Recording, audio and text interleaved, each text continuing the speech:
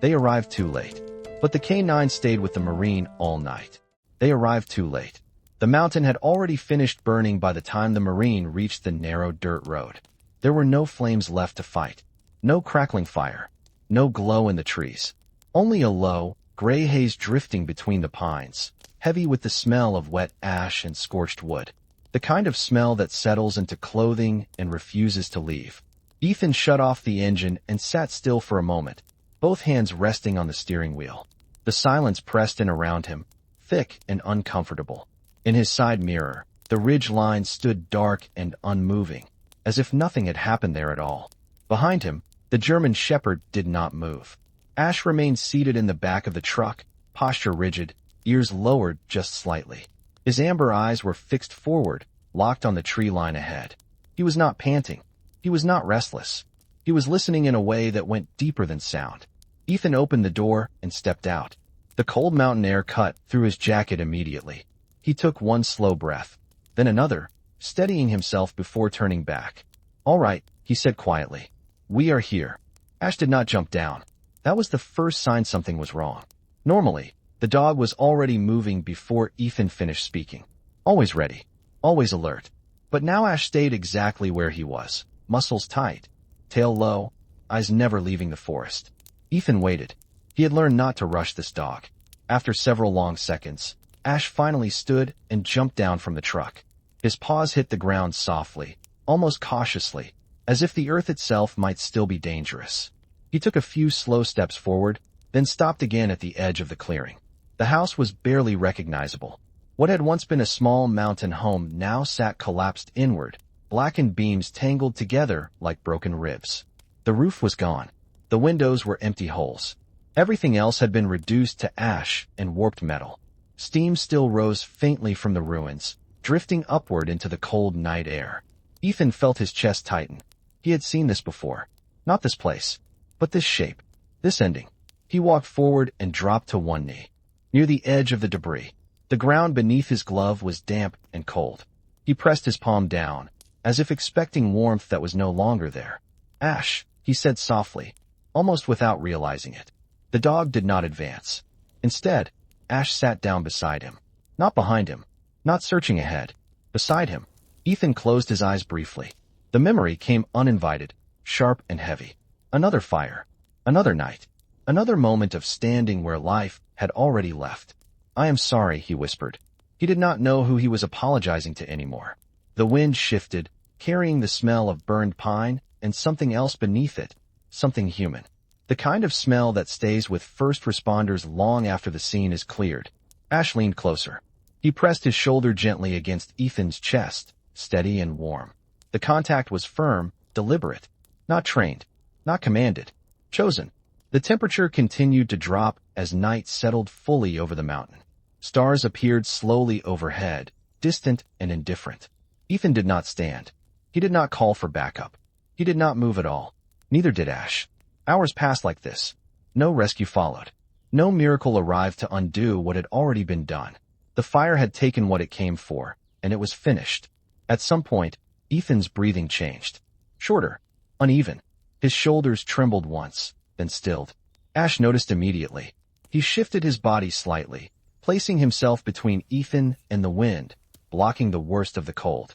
The dog stayed awake, watching, guarding nothing and everything. When dawn finally came, it did not bring answers.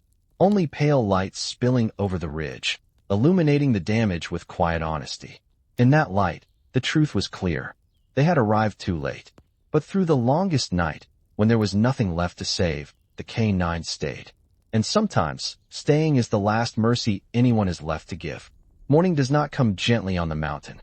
It arrives pale and cold, slipping between the trees like an uninvited witness. The smoke has thinned, but the smell remains. Wet ash, burned pine, the quiet aftermath of something that can never be undone. Ethan is still kneeling when the light reaches the clearing.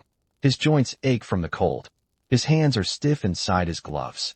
He does not remember when he stopped feeling the night. Air biting into his skin. At some point, his body simply accepted it. Ash has not moved.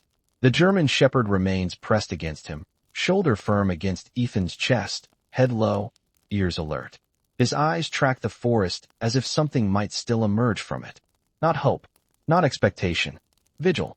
A faint breeze stirs the blackened beams of the house. One of them shifts slightly, collapsing inward with a soft, brittle sound. Ash lifts his head immediately, muscles tightening, then relaxes again when nothing follows. Ethan exhales slowly. It is over, he murmurs, though he does not know who he is trying to convince. Ash does not respond. He does not need to. Footsteps crunch on gravel behind them. Ethan stiffens and turns his head. Two figures emerge from the tree line, bundled in heavy jackets, their breath visible in the cold air. Local responders. Faces drawn. Movements careful, respectful, as if the ground itself might break if stepped on too hard. They stop a short distance away. One of them removes his hat. The other lowers his eyes toward the ruins. "You been here all night?" the man asks quietly. Ethan nods once. The man glances at Ash, then back at Ethan. There are no questions in his expression, only understanding. "We will take it from here," he says gently. Ethan does not stand. For a moment, he thinks he cannot. Ash senses the hesitation immediately. He shifts closer again, grounding, steady. Ethan places one hand on the dog's neck, fingers curling into thick fur still warm despite the cold. "I know," Ethan says. "Just give me a minute." The men nod and step back without another word. Ash finally rises. He does not rush. He stretches slowly, stiff from the long night, then steps forward a few paces toward the remains of the house. He lowers his nose briefly to the ground, inhales once, then lifts his head. There is nothing left to search for. He turns back to Ethan. Their eyes meet. Ethan stands with effort, knees protesting, blood rushing painfully back into his legs. He sways once. Ash moves instantly, pressing his body against Ethan's thigh to steady him. "Thank you," Ethan whispers. The responders begin their work quietly, marking areas, speaking in low voices. No urgency, only procedure now. The kind that comes after all urgency has already failed. Ethan takes a step back. From the ruins. Then another. Ash follows at his side, matching his pace perfectly. As they reach the edge of the clearing, Ash stops. He turns his head slightly toward the ridge above the burned house. His ears lift. His posture changes, subtle but unmistakable. Focused. Alert. Something old stirring beneath the calm. Ethan notices immediately. "What is it?" he asks softly. Ash does not bark. He does not pull. He simply stands there, staring up the slope where the trees grow thicker and the ground rises sharply, toward a place the morning light has not yet reached. Ethan's chest tightens. A memory flashes through him. Another fire. Another ridge. Another night he never climbed because he told himself it was already too late. Ash looks back at him, then up the slope again. "Stay," his body says. "Look." Ethan swallows. Not today, he thinks. Not yet. But the feeling does not leave. A responder approaches again, clipboard in hand. "We will need your statement when you are ready." Ethan nods, eyes still on the ridge. "Yeah," he says quietly. "I know." Ash finally turns away and follows Ethan as he walks back toward the truck. He jumps into the bed without hesitation this time, but he does not lie down. He sits upright, facing the mountain, watching. As the engine starts and the truck pulls away, the burned clearing disappears behind the trees. But the ridge remains visible through the windshield for a long moment. Ash does not look away. Some fires do not end when the flames go out. Some wait. If something feels unfinished here, stay with us for a moment longer. The road down the mountain winds slowly, as if it does not want to let them go. Ethan keeps both hands on the steering wheel, eyes forward, posture rigid. The truck hums beneath him, tires rolling over gravel and frost. He has not turned on the radio. He does not want noise. The silence feels earned. Ash remains in the back, sitting upright, facing the rear window now. His gaze is fixed on the narrowing view of the ridge as it disappears between the trees. He does not lie down. He does not relax. The mountain is still with him. They reach the lower road just as the sun clears the horizon fully. Light spills across the valley, revealing ranch fences, frozen fields, and thin plumes of smoke rising from chimneys in the distance. Ordinary life. Breakfast tables. Warm kitchens. Ethan exhales through his nose. He pulls into a small turnout near a creek and shuts off the engine. The sudden quiet feels heavier than before. Water moves beneath a layer of ice, slow and persistent.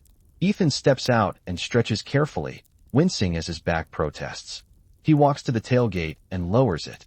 Ash jumps down immediately, landing lightly, then turns to face Ethan. For a moment, they just stand there. "You did good," Ethan says. The words sound strange to his own ears. He is not sure who they are meant for. Ash blinks once. His ears flick back, then forward again. He looks past Ethan, toward the road that continues down into town. Ethan follows his gaze. The county station sits a few miles ahead. A place with paperwork and questions and coffee that tastes burned no matter how fresh it is. A place where people will say things like closure and next steps. Ethan rubs his face with both hands. "Not yet," he says quietly. Ash does not argue. They sit by the creek for a while. Ethan on a fallen log. Ash beside him, close enough that their shoulders nearly touch. The cold air carries the clean smell of water and stone, washing some of the smoke from Ethan's lungs. Ethan pulls a small thermos from his pack and takes a sip. The coffee is lukewarm, but it grounds him. He watches Ash watch the water, head tilted slightly, as if listening for something beneath the ice. "You hear things I cannot," Ethan says. Ash shifts his weight, tail resting against the frozen grass. Ethan's thoughts drift, uninvited. Another creek. Another morning. Years ago, he had stood ankle-deep in water, smoke still rising behind him, telling himself there was nothing more he could do. He grips the edge of the log. Ash notices immediately. He turns and places his head on Ethan's knee, steady pressure, familiar and sure. Ethan rests his hand on the dog's neck, fingers sinking into thick fur. "I know," Ethan whispers. "I know." They do not stay long. The station is quiet when they arrive. A few vehicles in the lot. A deputy inside who recognizes Ethan with a nod that carries too much history for small talk. Forms are filled out. Statements taken. Words chosen carefully to describe what cannot really be described. Ash lies at Ethan's feet the entire time, head down, eyes open. When it is done, they step back outside into the thin afternoon light. Clouds have begun to gather again over the mountains. "You heading home?" the deputy asks. Ethan hesitates. Home is a word with sharp edges. "Yeah," he says finally. The drive is shorter than Ethan expects. His cabin appears between the trees, weathered wood, and a low roof dusted with old snow. It looks smaller than it did yesterday. Ash jumps down and waits while Ethan unlocks the door. Inside, the air is cold and still. Ethan lights the stove, sets water to heat, moves through familiar motions. Ash circles once, then lies down near the door, facing it. Ethan notices. "You think something followed us," he says. Ash does not move. Night falls early. The wind picks up, rattling the windows. Ethan sits at the table, staring into a cup of untouched coffee. His mind keeps returning to the ridge. The way Ash had stood. The way his body had gone still. At some point, Ash rises and walks to the window. He stares out into the darkness, ears forward, posture locked. Not afraid. Waiting. Ethan feels it then. The quiet certainty he has been avoiding since morning. They are not done. Whatever Ash sensed up there on the mountain did not burn away with the fire. It stayed. The night deepens around the cabin, heavy and restless. Wind moves through the trees with a low, steady sound, brushing against the walls like fingers testing for weakness. Somewhere in the distance, a branch snaps. Then silence again. Ethan sits at the small wooden table, hands wrapped around a mug that has long since gone cold. He has not turned on the overhead light. Only the glow from the stove casts soft shadows across the room. The cabin smells faintly of coffee and old pine. Ash remains by the window. The German shepherd stands perfectly still, body aligned with the glass, ears forward, eyes fixed on the darkness beyond. His reflection stares back at him, two amber points suspended in black. Ethan watches him from the corner of his eye. "You have been like that since we got back," Ethan says quietly. Ash does not turn. The wind gusts harder this time, rattling the window pane. Ash's muscles tighten for a brief moment, then ease. He exhales slowly through his nose, fogging the glass. Ethan pushes his chair back and stands. His joints protest, stiffness settling deep into his bones. He crosses the room and stops a few steps behind the dog. "What did you smell up there?" he asks. Ash's tail lowers slightly, but he does not move away from the window. His focus is absolute. Ethan follows his line of sight. Beyond the clearing, the forest stretches upward into the mountains, a dark mass of shapes and shadows. Somewhere up there is the ridge. Somewhere beyond that, the place Ash would not stop watching. Ethan feels the familiar weight settle in his chest. He reaches for his jacket. Ash reacts instantly. The dog turns, stepping into Ethan's space, blocking him gently but firmly. His eyes meet Ethan's, intent and unblinking. "No," Ethan says softly, more to himself than to the dog. "Not tonight." Ash holds his position for a moment longer, then steps aside. He does not look convinced. Ethan pulls on his boots and jacket anyway. He opens the door just enough to let the cold air spill in. It rushes across the floor, sharp and clean. "I am just checking around the cabin," Ethan says. "That is all." Ash steps outside with him without hesitation. The night air bites immediately. The moon is thin and pale, barely strong enough to light the clearing. Snow crunches underfoot as they move slowly around the cabin, checking the perimeter out of habit more than concern. Ash circles once, nose low, then stops near the edge of the trees. He lifts his head and inhales deeply. Ethan freezes.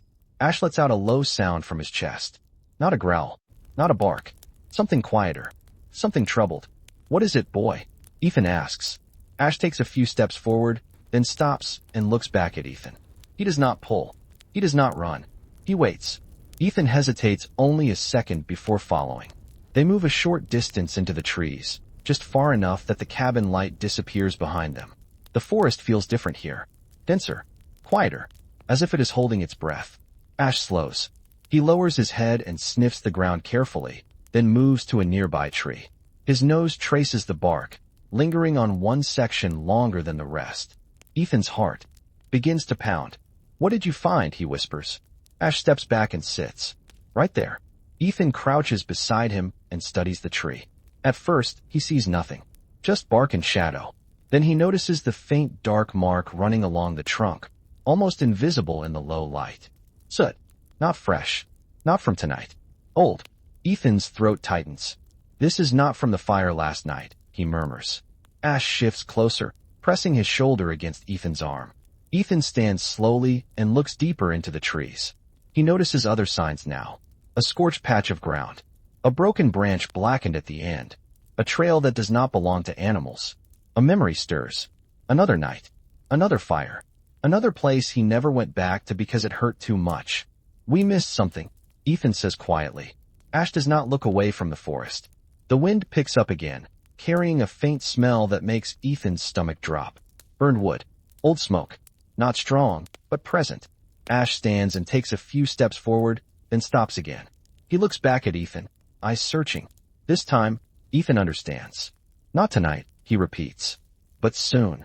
Ash accepts this. He turns and walks back toward the cabin, glancing over his shoulder once before disappearing into the tree's edge. Inside, Ethan locks the door and leans against it, breathing hard. He slides down until he is sitting on the floor, back against the wood, head bowed. The weight of it presses down on him now, undeniable. He had thought the mountain was finished with him. Ash approaches and lowers himself beside Ethan, close enough that their sides touch. His warmth seeps through Ethan's jacket. "You stayed," Ethan says softly, even when there was nothing left. Ash rests his head on Ethan's thigh. Outside, the wind howls through the trees, carrying old stories and unfinished truths. Ethan closes his eyes. Tomorrow, he knows, they will go back. Not to save anyone, but to face what was left behind. Ash remains still, breathing slow and steady, keeping watch through the night. Some fires do not burn to destroy. Some burn to be remembered. Morning comes with resolve. Not light and softness, but a quiet firmness that settles into Ethan's chest the moment he opens his eyes. The cabin is cold. The fire in the stove has burned down to embers.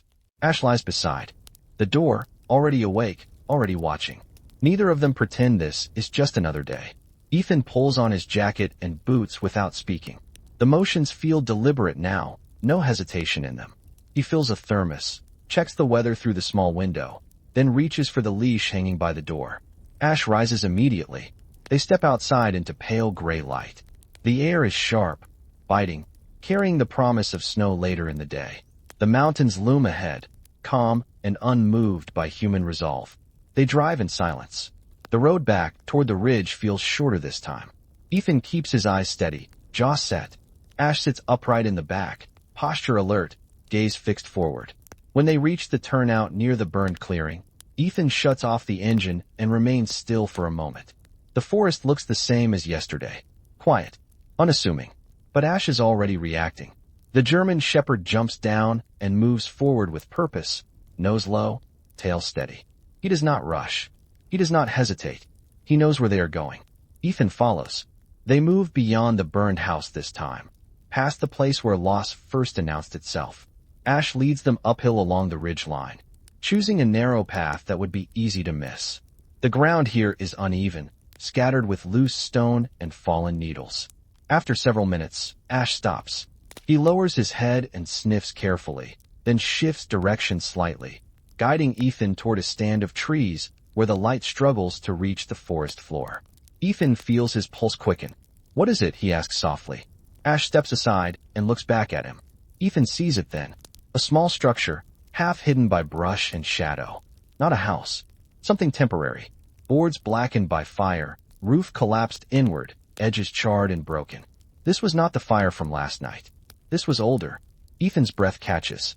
He approaches slowly, each step measured. The ground here is disturbed, ash mixed with dirt, footprints long since softened by weather, but still faintly visible. Ash moves around the structure once, then stops at the opening. He does not enter. He waits. Ethan kneels and peers inside. The space is empty now, but the signs are unmistakable. A scorched blanket, melted plastic, a burned lantern frame. Someone had been here. Someone had tried to stay warm. Someone had failed. Ethan closes his eyes. He sees it clearly. A fire started too small to be noticed. A place too far from help. A moment where time ran out quietly instead of loudly. "We did not know," he whispers. Ash steps closer and presses against his side. Ethan swallows hard and forces himself to keep looking. This is why they came back. Not to save, to understand. At the far edge of the structure, partially buried under ash and debris, Ethan notices something else. He reaches in carefully and pulls it free. A child's shoe. Small, burned at the edges. Ethan's hand trembles. Ash lowers his head and lets out a soft, broken sound. Not grief exactly. Recognition. They stand there for a long moment, the weight of it settling in. No miracle will bring this back. But the truth matters. Ethan straightens and takes out his phone. There is still no signal here, but the act itself feels necessary. He photographs the structure, the ground, the shoe. Evidence. A record that someone existed here. Ash remains beside him, steady. "We will tell them," Ethan says quietly. "We will not leave this hidden." Ash looks up at him. For the first time since the fire, his posture eases slightly. They begin the walk back down the ridge together, slower now, carrying the truth between them. Behind them, the forest remains silent. But something has shifted. The mountain has given up what it was holding. And Ash, who stayed when it mattered most, has led Ethan back to the fire he never faced. Not to relive it, but to finally see it. The descent from the ridge is slower than the climb. Ethan moves carefully, watching each step, the image of the small burned structure still fixed in his mind. The forest feels different now. Not quieter. Heavier. As if it knows it has been seen. Ash walks close at his side. The German shepherd no longer leads. He matches Ethan's pace, staying within arm's reach, ears moving constantly as he listens to the mountain around them. His work is done for now. He has shown what needed to be shown. When they reach the clearing near the burned house, a vehicle is already there. 2 county officials stand near the edge of the debris, speaking in low voices. One of them notices Ethan and straightens immediately. "You went back." "Up," the man says. It is not a question. Ethan nods. There is another site. Older. Further up the ridge. The man exhales slowly and rubs his jaw. "We thought so. Missing report from last winter. Family passing through. No fixed address." Ethan's chest tightens. "I found this," he says, reaching into his pocket and holding out the small burned shoe, wrapped carefully in cloth. The men fall silent. One of them takes the item gently, his expression closing in on itself. "We will document everything," he says. "You did the right thing coming back." Ash shifts his weight beside Ethan. The wind picks up again, sharper now, carrying the first hint of snow. Dark clouds gather above the ridge, thick and low. "We are shutting this area down," the second official says. "Weather is turning. Roads will not hold much longer." Ethan looks up at the sky, then back toward the trees. We need to mark the trail, he says. There is more evidence up there. The man shakes his head. Not today. We send a team when conditions improve. Ethan opens his mouth to argue, then closes it again. Ash stumbles. It is small, easy to miss. His back paw catches on a rock, and he drops his weight quickly to steady himself. But Ethan sees it. He turns immediately. Ash. The dog tries to stand tall again, but there is a stiffness now, a slight hitch in his movement. Ethan kneels beside him, hands gentle but urgent. He checks the paw carefully. The pad is scraped, raw from sharp stone and cold. Nothing dramatic. Nothing life-threatening. Enough. The official notices as well. Your dog is hurt, he says. You both need to head down. Ethan nods slowly. I will take him in, he says. But I am not done here. The man meets his eyes. Neither are we. But tonight, you leave. Ethan helps Ash into the truck himself this time, lifting carefully, mindful of the injury. Ash does not protest. He settles in, breathing steady, eyes never leaving the mountain. As the engine starts, snow begins to fall. Light at first, then thicker. The road down is tense. Ethan drives slower than before, hands tight on the wheel. Every turn feels sharper, every mile heavier. Ash shifts once, then stills. You stayed when it mattered, Ethan says quietly, eyes on the road. Now let me do the same for you. They reach the county clinic just as dusk settles in. The veterinarian on duty moves efficiently, cleaning the wound, wrapping it with care. He needs rest, she says. And warmth. No climbing for a while. Ash lies still through it all, patient, eyes tracking Ethan's every movement. Ethan crouches beside him and rests his forehead briefly against the dog's neck. I am not leaving, he whispers. Ash exhales slowly, as if releasing something he has been holding since the night of the fire. Outside, the snow continues to fall. The mountain will wait. And for the first time, Ethan understands something clearly. Staying does not always mean standing in the same place. Sometimes it means knowing when to carry each other down. The night at the clinic passes without drama, but not without weight. Snow piles quietly along the windowsills, softening the world outside. Inside, the air smells of antiseptic and warm blankets. Ash lies on a padded mat near the wall, his injured paw wrapped carefully, his breathing slow and even. He sleeps lightly, ears twitching at every sound. Ethan does not sleep. He sits in a hard-back chair a few feet away, jacket still on, hands folded loosely in his lap. Every so often, he looks up to make sure Ash is still there, still breathing, still grounded in the room. Just before dawn, the door opens. A county official steps inside, boots leaving damp prints on the floor. His face looks older than it did yesterday. We confirmed it, he says quietly. Ethan straightens. Confirmed what? The site up on the ridge. The smaller structure. He pauses. There was a child. Ethan's chest tightens. The mother did not make it, the man continues. But the child did. At least for a while. Ethan closes his eyes. The man explains gently. A passing hiker months later. A small body found further downhill, wrapped in a blanket, shielded as long as possible from the cold. The fire took the mother. The mountain took the rest. She carried him, the man says. Farther than we thought anyone could. Ash stirs at the sound of voices. He lifts his head and looks at Ethan. Ethan kneels beside him, one hand resting on the dog's neck. She stayed, he whispers. She stayed as long as she could. Ash lowers his head again, resting it against Ethan's knee. There is no sound from him this time. No signal. No alert. Just presence. Later that morning, the snow eases. The clouds lift enough to show the mountain again, quiet and unchanged. Ethan steps outside the clinic and breathes deeply, cold air filling his lungs. He feels the familiar pull, the instinct to go back, to stand where it happened, to do something more. But Ash cannot climb yet. And this time, Ethan does not fight that truth. They return to the cabin slowly. Ash moves carefully but steadily, the wrap on his paw holding firm. Inside, Ethan lights the stove and sets water to boil. He moves through the space with a new awareness, noticing the small things he once ignored. The extra blanket folded on the chair, the pair of boots by the door, the space that is no longer empty. That afternoon, a call comes in on the radio. The county team is heading up. Proper gear, clear weather window. They will recover what remains and mark the site. They will say the names out loud.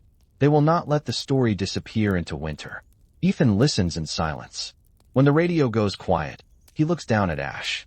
"You did that," he says softly. Ash's ears flick. He does not lift his head. Ethan sits on the floor beside him, back against the wall. The room fills with the crackle of the stove and the low sound of wind outside. "I thought saving meant pulling someone out alive," Ethan says. "I thought if I missed that moment, then I failed." Ash breathes steadily. "But she saved him," Ethan continues. "For a while, and you made sure she was not forgotten." Ash shifts closer, his warmth solid and reassuring. Night falls again, gentler this time. The mountain does not feel as heavy. Still dangerous, still indifferent, but honest now. Ethan steps outside once more before bed. The sky is clear, stars bright and sharp against the cold. He looks toward the ridge, toward the place where the fire once burned. "We did not save everyone," he says aloud. Ash stands beside him at the door, leaning slightly into his leg. "But we saved what remained." Ash stays, and in that quiet agreement between man and dog, the mountain finally lets them rest. The days that follow are quiet. Snow melts slowly from the cabin roof, dripping in. Steady rhythm onto the ground below. The mountain settles back into itself, unchanged on the surface, yet no longer holding the same weight it once did. Ash heals. The wrap comes off after careful days of rest. He tests the ground cautiously at first, then with growing confidence.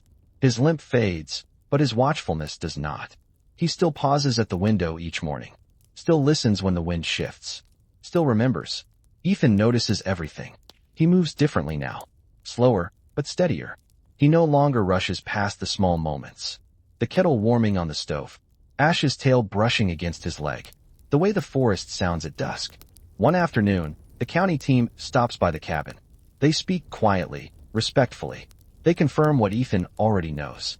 The site has been documented, names recorded, a marker placed where the smaller structure once stood. Not grand, not permanent, but enough to say that someone lived there. Someone tried. Ethan listens without interruption.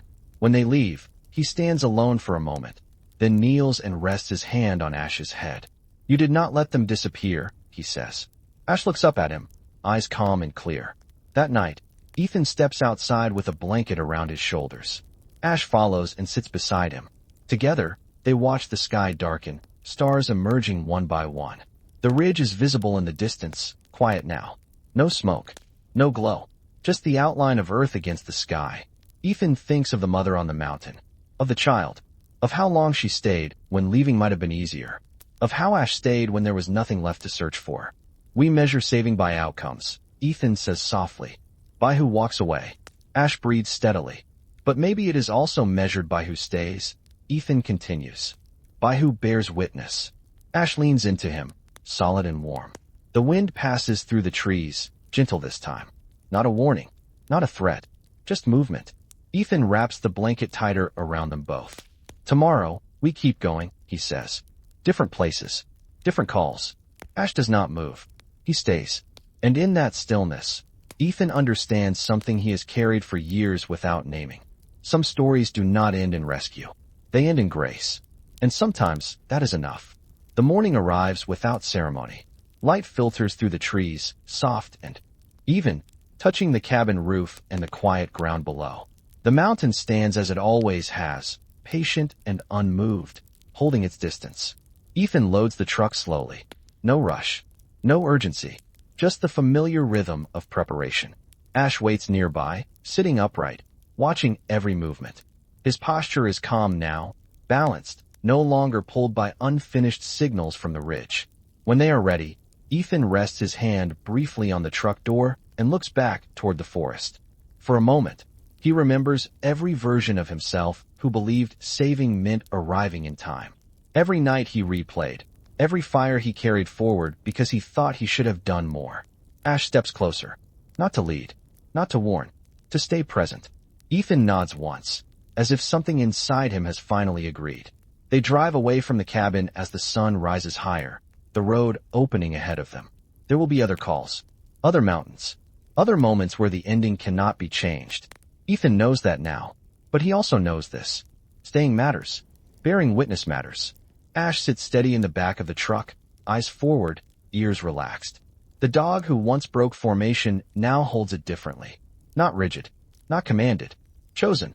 As the mountain fades behind them, there is no music, no words, no promise of a brighter ending waiting just beyond the next turn.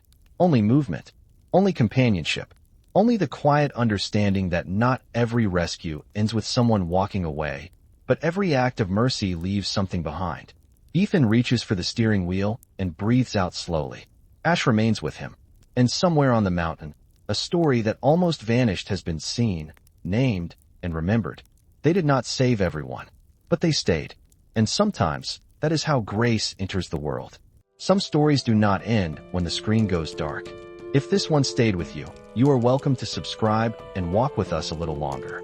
If you feel inclined, leave a quiet word below, something simple, like here. When you are ready, the next story will be waiting.